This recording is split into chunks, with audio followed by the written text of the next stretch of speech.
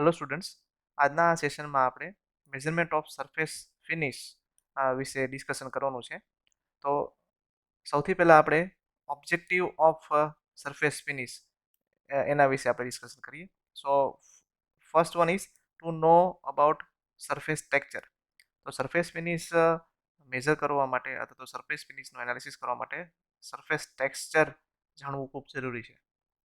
Than to know about analysis of surface stresses. Surface ઉપર જોવા મળતા અલગ અલગ જે ટ્રેસીસ હોય છે તેનું એનાલિસિસ કરવું જરૂરી છે. To know about specification of surface textures characteristics. Surface textures કેરેક્ટરિસ્ટિક્સની અલગ અલગ સ્પેસિફિકેશન છે, તેને જાણવી ખૂબ જરૂરી છે. અને to know about method of measuring surface finish. અને આ ટોપિકની અંદર સરફેસ ફિનિશ મેઝર કરવા માટેની અલગ અલગ મેથડ કેવી હોઈ શકે તેના વિશે પણ આપણે ડિસ્કશન કરીશું. So first let us discuss introduction of surface finish. Now, the development of modern technologies has called not only for improved control of dimensional accuracy but also of the surface finish. Modern technology જે છે એની અંદર આપણે dimension accuracy ઉપર ખૂબ ભાર આપેલો છે. સાથે સાથે સરફેસ ફિનિશ પણ ખૂબ જ અગત્યનું છે. So it is not possible to produce perfectly smooth surface. ક્યારેય કોઈ સરફેસ પરફેક્ટલી સ્મૂધ હોતી નથી, અને આપણે પ્રેક્ટિકલી પરફેક્ટલી સ્મૂથ સરફેસ એટલે કે 100% પરફેક્ટલી સ્મૂથ સરફેસ ક્યારેય કોઈ પણ પ્રોસેસથી પ્રોડ્યુસ કરી શકીએ નહીં. The manufactured surface is always depart from the absolute perfection to the some extent. એટલે કોઈ પણ મેન્યુફેક્ચરિંગ પ્રોસેસથી આપણે કોઈ પણ પ્રોડક્ટ બનાવીએ એ પ્રોડક્ટથી 100% પરફેક્ટ સ્મૂથ સરફેસ આપણે ક્યારેય બનાવી શકીએ નહીં. The imperfections of the surface are in the form of succession of hills and valleys in the form of height and spacing. તો આ જે સરફેસ ટેક્સચર અથવા તો સરફેસ મળશે કોઈ પણ મેન્યુફેક્ચરિંગ પ્રોસેસ કર્યા પછી વર્કપીસ ઉપર, તેની અંદર આપણે એને એકદમ મેગ્નિફાઈ કરીને જોઈએ તો એની અંદર હિલ અને વેલી એટલે કે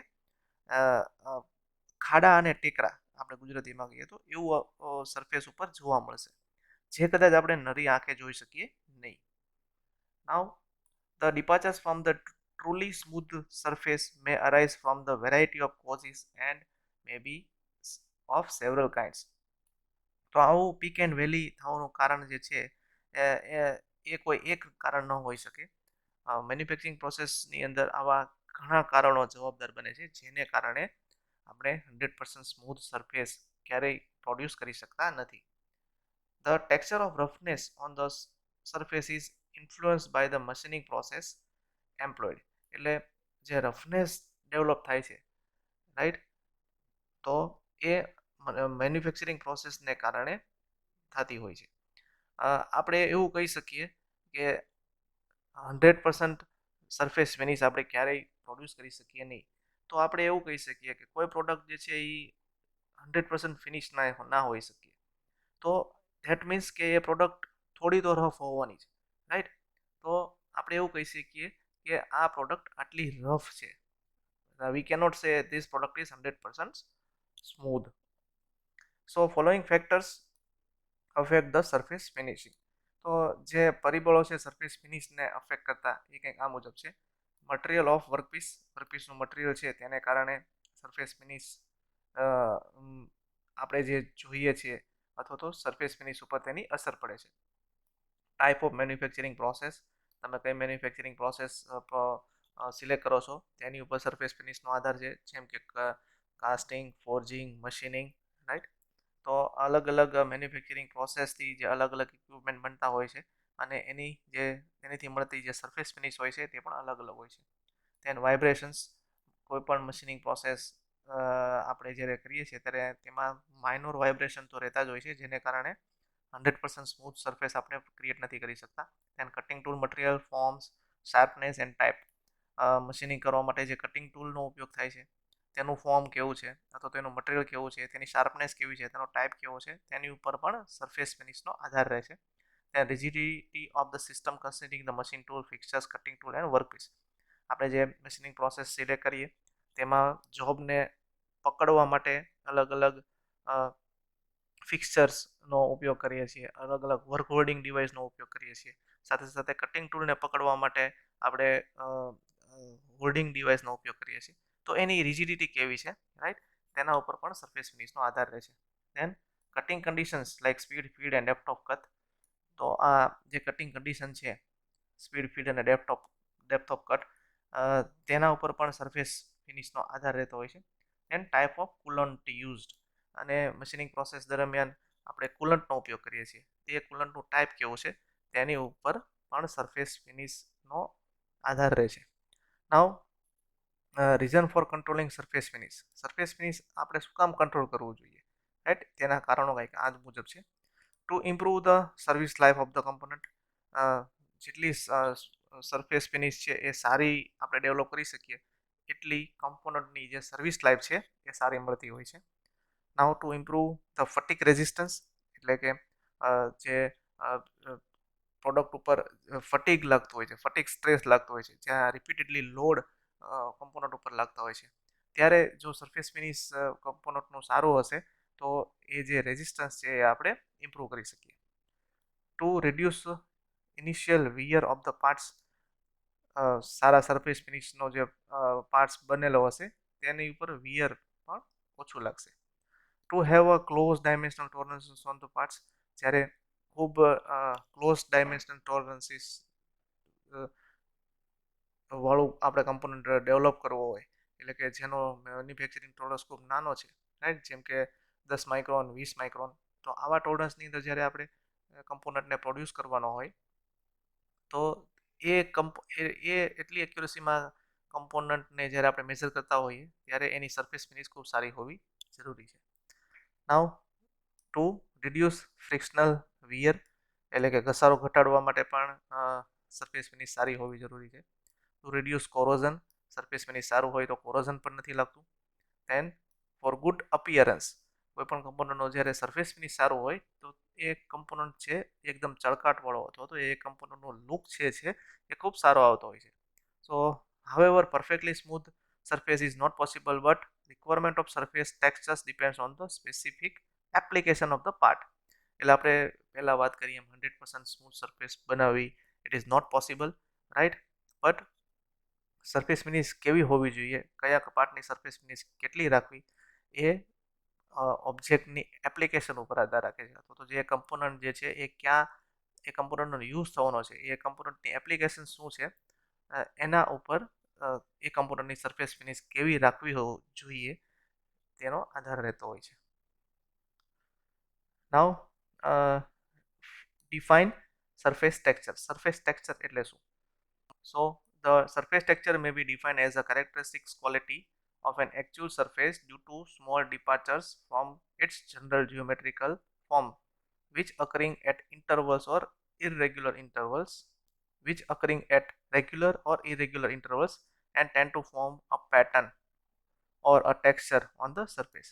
એટલે કોઈ પણ મેન્યુફેક્ચરિંગ પ્રોસેસથી આપણે જ્યારે એકચ્યુઅલ સરફેસ બનાવતા હોઈએ છીએ ત્યારે એ પ્રોસેસથી રેગ્યુલર ઇન્ટરવલ અથવા તો થોડા ઇરેગ્યુલર ઇન્ટરવલ બાદ એમાં એની જે સરફેસ ફિનિશ છે અથવા તો એની જે ટેક્સચર છે એમાં ચેન્જ આવતું હોય છે, જે એની રેગ્યુલર પેટર્ન હશે એમાંથી થોડી એ ડેવિએટ થશે અને એક સરફેસ ઉપર પેટર્ન અથવા તો ટેક્સચર ક્રિએટ થશે, જેને કહેશું આપણે સરફેસ ટેક્સચર.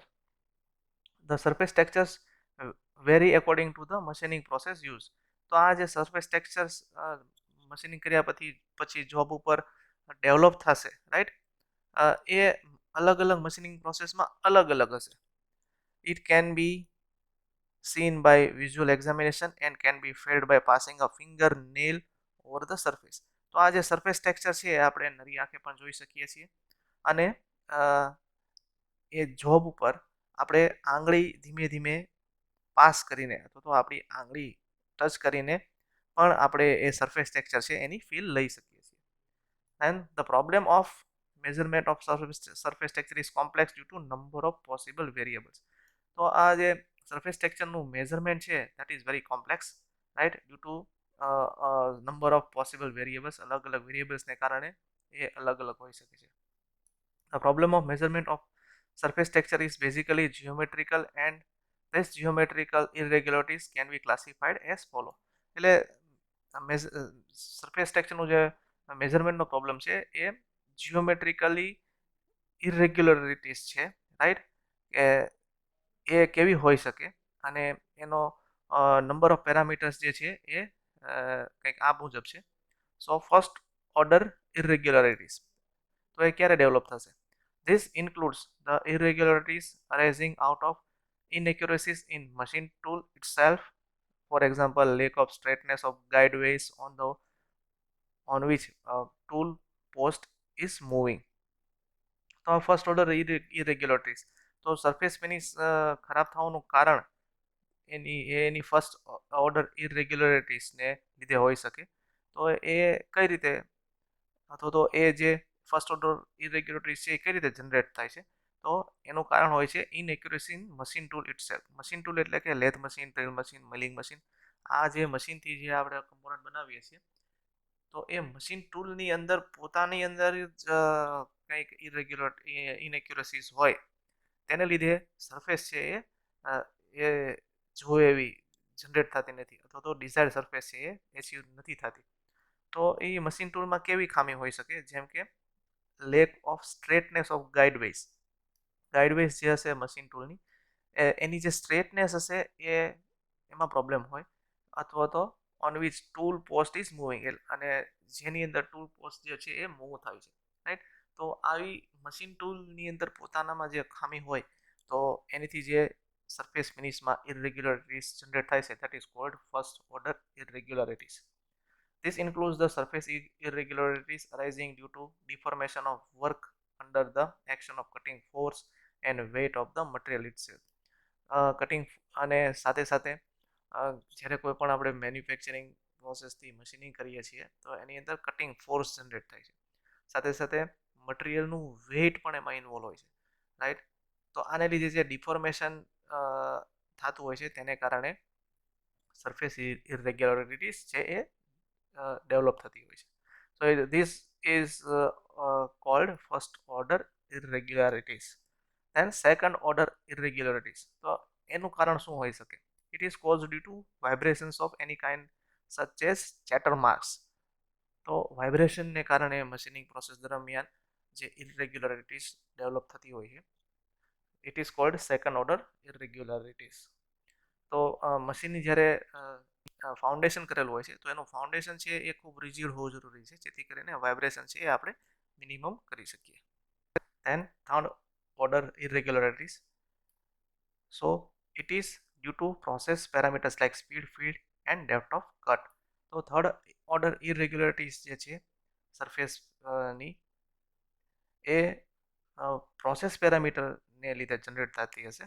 તો પ્રોસેસ પેરામીટર એટલે કે જે મેન્યુફેક્ચરિંગ પ્રોસેસ દરમિયાન અથવા તો મશીનિંગ પ્રોસેસ દરમિયાન જે સ્પીડ, ફીડ અને ડેપ્થ ઓફ કટ સેટ કરેલી હોય છે, એની ઉપર પણ સરફેસ ફિનિશનો આધાર રહે છે. તો એ irregularities જે છે, it is called third order irregularities. And fourth order irregularities, so it is due to rupture of material during the separation of the chips from the workpiece. હવે જ્યારે મશીનિંગ પ્રોસેસ થાય છે, ત્યારે કટિંગ ટૂલ દ્વારા materials ઉપરથી અથવા તો workpiece ઉપરથી જે છે એ ચીપનું ફોર્મેશન થાય છે, અથવા તો ચીપ જનરેટ થાય છે. એ ચીપ જનરેટ ક્યારે થશે? આ મટીરિયલનું રપ્ચર થશે, મટીરિયલ છે એ કટ થશે, એ કટ થયા પછી ચીપ જનરેટ થશે, રાઈટ. તો એ મટીરિયલનું રપ્ચર થવાને કારણે જે મટીરિયલ છે એ તેના બેઝ મટીરિયલમાંથી સેપરેટ થશે અને ચીપ જનરેટ થશે. તો આને કારણે પણ ઇરેગ્યુલરિટીઝ જનરેટ થતી હોય છે.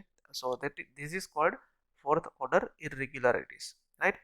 Now we will discuss elements of surface textures or terminology.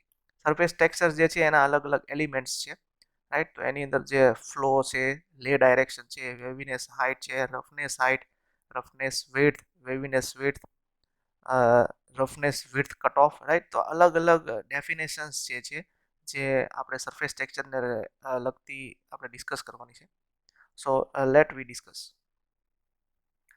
Now, figure shows the general characteristics of machine surface. highly magnified, which is in general can be considered a pattern of hill and valley.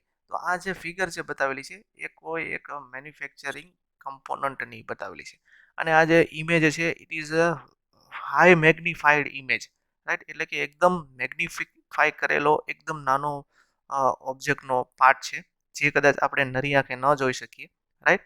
એવો part છે અને એના એ part ઉપરથી આપણે surface ટેક્સચરની અલગ અલગ જે parameters છે એ ચેક કરવાના છે અથવા તો એ ડિસ્કસ કરવાના છે. Now first one is roughness. So it is called primary texture. Roughness એટલે શું? The surface irregularities of small waviness are known as roughness or it is called primary texture. તો તમે અહીંયા જોશો પ્રાઇમરી ટેક્સચર એટલે કે રફનેસની પેટર્ન આપેલી છે તો એની અંદર જોશો તો એકદમ નજીક નજીક જે છે એ પીક અને વેલી આપેલી છે એકદમ નજીક નજીક, right? So it is cold a roughness. These are caused by direct action of the cutting element on the material or by some other disturbances such as friction, wear and corrosion. તો આ primary texture એટલે કે roughness develop થવાનું કારણ શું છે? તો જે કટિંગ એલિમેન્ટ જે છે મટીરિયલ ઉપરના અને બીજા જે ડિસ્ટર્બન્સીસ જેમ કે ફ્રિક્શન, ઘસારો લાગે, વિયર લાગે અને કોરોઝન હોય, રાઈટ? કોરોઝન પાર્ટ્સમાં હોય તો એને કારણે જે ટેક્સચર ડેવલપ થશે એ આવું રફ ટેક્સચર ડેવલપ થશે. તો this error are mainly cause due to two chatters. For example, it includes irregularities of third and fourth order. તો આ જે થર્ડ ઓર્ડર ઇરેગ્યુલરિટીઝ આપણે પહેલા ડિસ્કસ કરી, right? Speed, feed, depth of cut અને chip formation એને કારણે જે ઇરેગ્યુલરિટીઝ ડેવલપ થાય છે it is called primary texture or we can say it is called roughness. Then waviness. So it is called secondary texture. Waviness એટલે તમે જોશો તો અહીંયા સેકન્ડરી ટેક્સચર બતાવેલું છે વેવીનેસ તેમાં આવી રીતને વેવ ફોર્મ જેવી ઇરેગ્યુલારિટીઝ દર્શાવેલી છે, રાઈટ?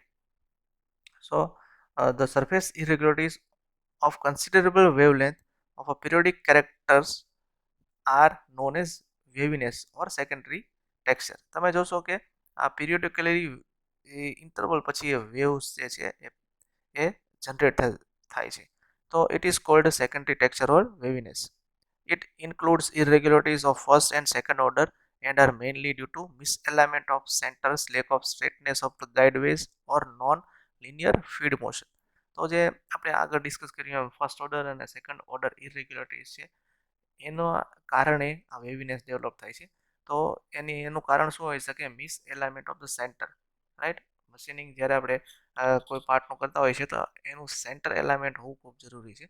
ધેન મશીનની પોતાની જે કેરેક્ટરિસ્ટિક છે અથવા તો મશીનની જે પોતાની સ્ટ્રેટનેસ છે ગાઈડવેઝની અથવા તો ફીડની જે મોશન જે છે, રાઈટ? મશીનની અંદર એની અંદર જો કોઈ પણ જાતની ઇરેગ્યુલરિટી અથવા તો એની અંદર કોઈ પણ જાતની મિસએલાઇનમેન્ટ જો હોય છે મશીનની અંદર પોતાની અંદર તો એને કારણે જે ટેક્સચર ડેવલપ થાય છે it is cold secondary texture અને એ જે ટેક્સચર બનશે એવી એ વેવીનેસ ટાઈપનું બનશે. Then roughness height. So roughness height કોને કહેશું? It is related as a arithmetical average deviation expressed in micro inches measured normal to an imaginary center line. So roughness height તમે જોશો તો અહીંયા આગળ તમને એક રફનેસ હાઇટ દેખાડી છે તો એક ઇમેજનરી એક આપણે સેન્ટર લાઇન ઇમેજિન કરીએ, રાઈટ? અને એ સેન્ટર લાઇનની સાપેક્ષે જ્યારે પીક અને વેલી ડેવલપ થશે અને that is called roughness height. એવી જ રીતે roughness width. So it is a distance measure parallel to the normal nominal surface between successive peaks which constitutes the predominant pattern of the roughness. It is rated in inches. તો જે રીતે height હશે રફનેસની એ રીતે રફનેસની width હશે, right? તો એ જે roughness width છે it is major parallel to the normal surfaces. એટલે જે વિડ્થ જે છે આ નોર્મલ સરફેસીસ ઉપરની જે હશે એને પેરેલલી મેઝર કરવું પડશે અને it is the distance between successive peaks or to successive valley. એટલે અહીંયા તમે જોશો કે આવી રીતને બે પીક જે છે, રાઈટ? બે પીક સપોઝ આ વેવીનેસના આ ફોર્મની અંદર આપણે કન્સિડર કરીએ તો આ મારું જે કર્સર છે અહીંયા એક આ પહેલું પીક એક પીક છે એની પછીનું છે આ બીજું પીક. તો આ બે સક્સેસિવ પીક અથવા તો બે સક્સેસિવ વેલી એટલે બે સક્સેસિવ ખાડા વચ્ચેનું જે ડિસ્ટન્સ જે છે એ આપણે મેઝર કરીએ તો it is called roughness width. Then roughness width cutoff. So it is the greatest spacing of repetitively surface irregularities to be included in the measuring of to be included in measurement of average roughness height. It is rated in inches and roughness width cutoff is always greater than roughness width. તો તમે જોશો કે અહીંયા આ roughness width cutoff આપેલી છે, right? So it is more than the roughness width. It is always more than the length of roughness width cutoff is always greater than roughness width. So and it is greatest spacing of repetitive surface irregularities. એટલે greatest spacing means સૌથી મોટામાં મોટું જે repeatedly જે ઇરેગ્યુલરિટીઝ છે એની વચ્ચેનું જે છે ડિસ્ટન્સ છે it is called roughness width cut off. Then waviness height. So it is rated as a peak to valley distance in inches. તો વેવીનેસ હાઇટ છે તો અહીંયા આગળ તમે જોશો આ વેવીનેસ છે તો પીક ટુ વેલ્યુ જે ડિસ્ટન્સ હશે એને કહેશું વેવીનેસ હાઇટ. આ પીકથી વેલીનું distance, right? Then waviness width. So it is rated as the spacing of successive wave peaks or successive wave valley. તો આ રીતે જે વેવલેન્થની અંદર બે સક્સેસિવ પીક અથવા તો બે સક્સેસિવ વેલી વચ્ચેનું જે ડિસ્ટન્સ છે it is cold waviness width. Then profile. So it is defined as the contour of any sections through the surface. તો અહીંયા તમે જોઈ શકો છો કે પ્રોફાઇલ બતાવી છે, રાઈટ? તો પ્રોફાઇલ જે છે એ આ રીતે કર્વડ પેટર્નમાં જોવા મળશે. સો it is cold a contour of any section through the surface. Then center line. So it is an imaginary line about which roughness is measured. એક સેન્ટર લાઇન જે છે એ ઇમેજિન કરવાની રહેશે કે with respect to that centre line roughness છે એટલે કે એ centre લાઇનથી ઉપર અને નીચે કેટલી ઇરેગ્યુલરિટીઝ છે એ આપણે મેઝર કરી શકીએ. Then flaws. These are surface irregularities which occurs at one place or at relative infrequent or widely varying intervals on the surface. Then flaw includes defects such as blowholes, cracks, scratches, ridges, etc.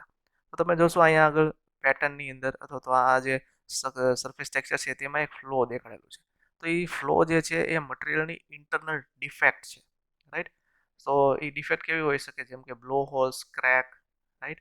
આ ટાઈપની જે ડિફેક્ટને કારણે surface texture છે એ surface texture જે છે એ થોડું disturb થતું હોય છે, right? So it is cold flows. Then lay. So it is the direction of the predominant surface pattern determined by the method of production used. તો અલગ અલગ પ્રોડક્શન મેથડને કારણે અલગ અલગ લે જે છે એ સરફેસ ઉપર ડેવલપ થતા હોય છે. So it is produce by tool marks or scratches.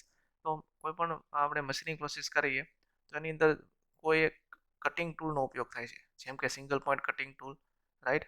એ જ રીતે મિલિંગ કટર જે છે તો એ જ રીતે શેપિંગ મશીનની અંદર સિંગલ પોઈન્ટ કટિંગ ટૂલનો ઉપયોગ થાય છે, રાઈટ?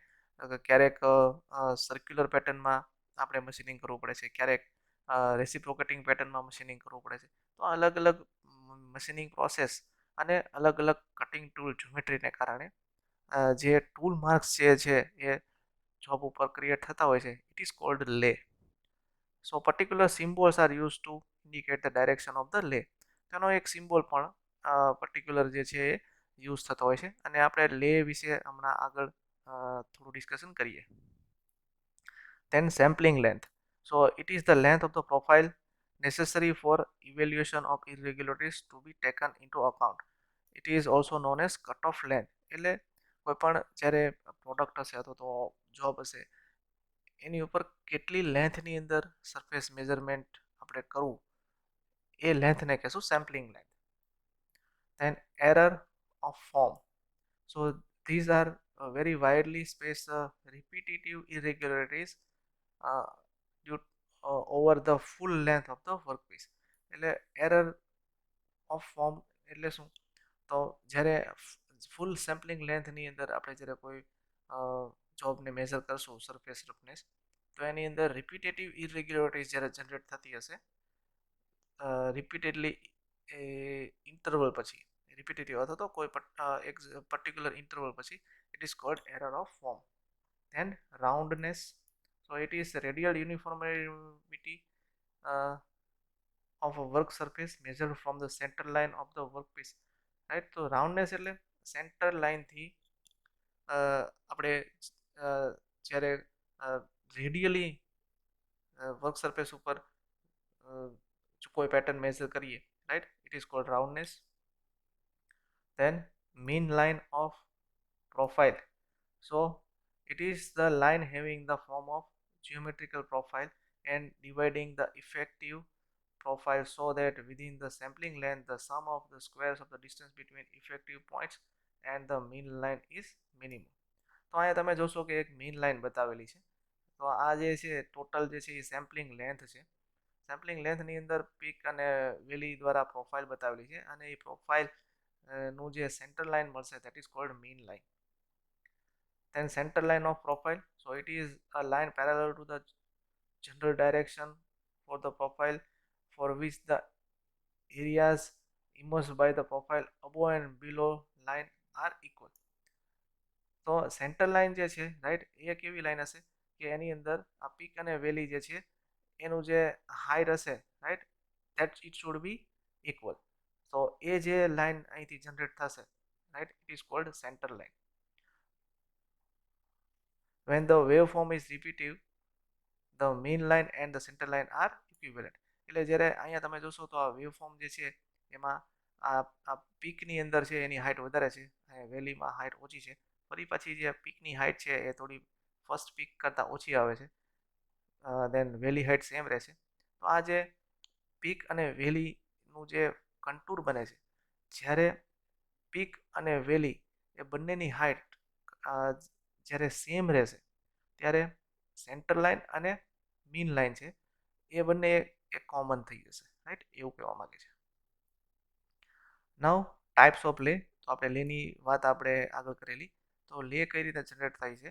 તો લે છે એ મશીનિંગ પ્રોસેસ દરમિયાન કટિંગ ટૂલ અને જોબના કોન્ટેક્ટથી જ્યારે મટીરિયલ રિમૂવ થાય છે તો એને કારણે એક પેટર્ન અથવા તો એક ટેક્સચર ડેવલપ થાય છે. ઇટ ઇઝ કોલ્ડ અ લે. તો અહીંયા તમે જોશો તો પહેલાં જે છે એ પેરેલલ લે છે, રાઈટ. તો અહીંયા આ જોબ છે અને અહીંયા આગળ જે પેરેલલ લે એટલે કે અહીંયા પેરેલલ બે લાઇન ડ્રો કરેલી છે. તો it is a symbol of parallel લે. તો એ ક્યારે જ્યારે જનરેટ થશે જ્યારે આપણે શેપિંગ પ્રોસેસથી જ્યારે મટીરિયલ રિમૂવ કરશું તો એમાં સ્ટ્રેટ લાઇનની અંદર મટીરિયલ જે છે એ રિમૂવ થાય છે. તો એ પ્રોસેસ દરમિયાન જે લે ડેવલપ થાય છે દેટ ઇઝ કોલ્ડ પેરેલલ લે. સો લે parallel to the line of representing the surface to which the symbol is applied.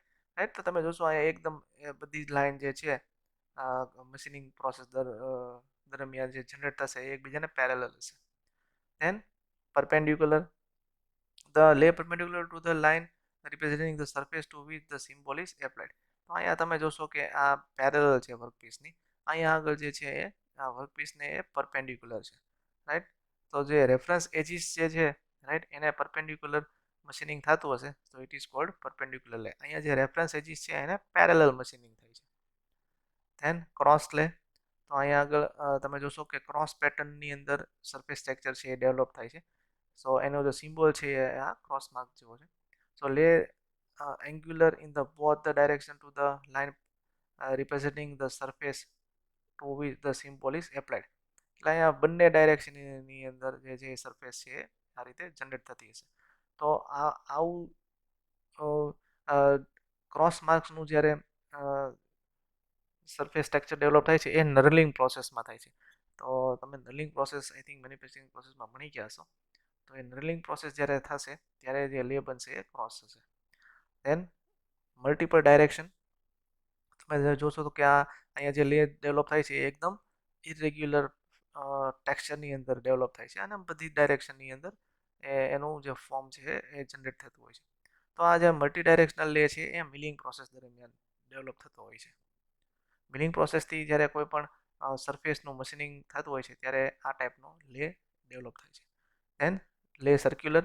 તો તમે જોશો કે અહીંયા આગળ શાફ્ટ ઉપર મશીનિંગ કર્યું છે.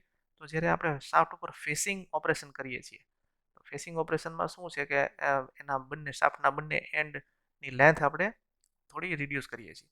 તો એ પ્રોસેસ જ્યારે કરીએ છીએ ત્યારે જ્યારે જે ટેક્સચર ડેવલપ થાય છે it is called circular texture. Then radial texture. તો અહીંયા તમે જોશો કે આ જે ટેક્સચર મળે છે એ અહીંયા રેડિયલ ડાયરેક્શનની અંદર ક્લાઉડ પેટર્નમાં મળે છે. So it is cold a radial texture or radial lay. So these are the different types of lay that we have discussed. So આ સાથે આપણે એલિમેન્ટ્સ ઓફ સરફેસ ટેક્સચર છે એનો સેશન અહીં પૂરો કરીએ છીએ. Thank you very much.